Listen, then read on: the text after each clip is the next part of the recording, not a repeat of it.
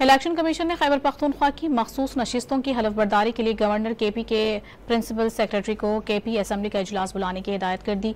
जराये के मुताबिक election commission of Pakistan ने खैबर पख्तूनख्वा के गवर्नर फैसल करीम कुंडे के प्रिंसिपल सेक्रेटरी को खत लिख दिया।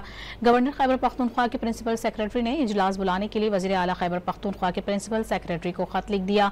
खत में कहा गया है कि खैबर पख्तूनख्वा असम्बली का जल्द अज जल्द इजलास बुलाया जाए।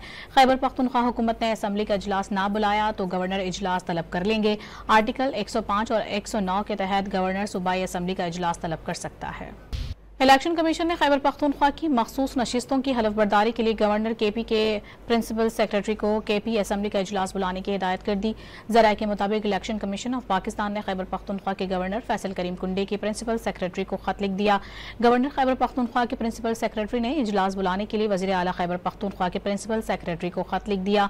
खत में कहा गया है कि खैबर पख्तूनख्वा असम्बली का जल्द अज जल्द इजलास बुलाया जाए। खैबर पख्तूनख्वा हुकूमत ने असम्बली का इजलास ना बुलाया तो गवर्नर इजलास तलब कर लेंगे। आर्टिकल 105 और 109 के तहत गवर्नर सूबाई असम्बली का इजलास तलब कर सकता है।